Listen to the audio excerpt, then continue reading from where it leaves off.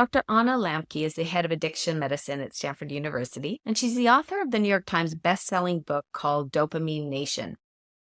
And here she talks about how it's important for us as parents to let our kids know what we're observing with them around their time online and how they act when they're offline.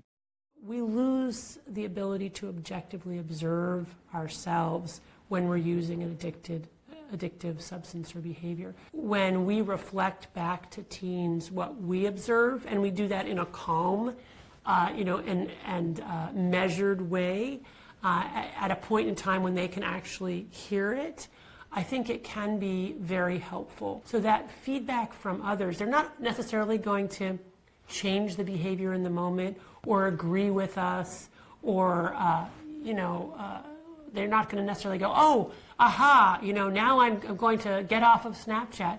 It's not like that, but the cumulative effect over time of us reflecting that back to them, I think it does eventually go in and have some kind of impact. That's why it's so important to have these conversations and raise awareness about the addictive potential of social media and other digital content, because a lot of parents, I worry, are just giving up, right? They're just saying, forget it. I have spent too many attempts to try to get my kid off it. It's over. And I don't think we should do that.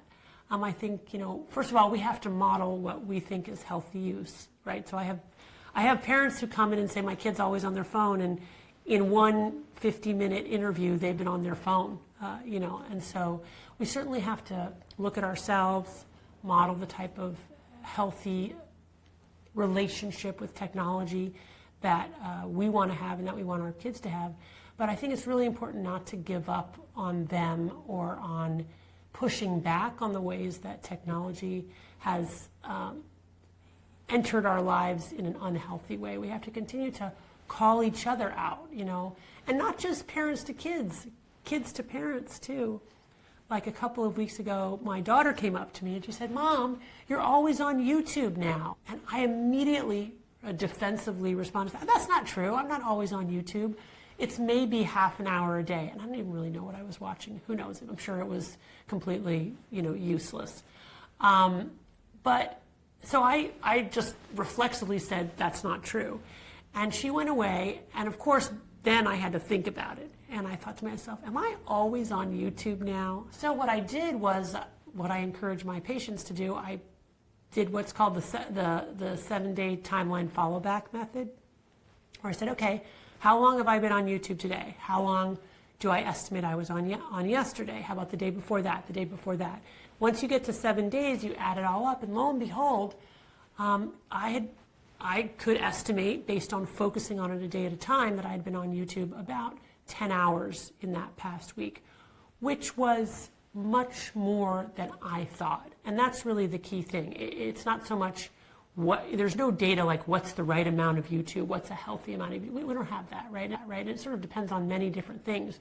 Why you're on YouTube, what's your job.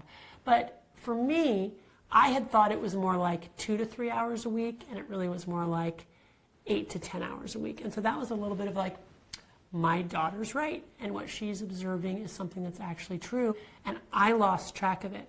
So I think as family members, we can and should hold each other accountable in that way.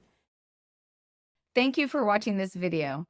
We publish new videos every week, so if you enjoy this sort of content, please like and subscribe to the channel.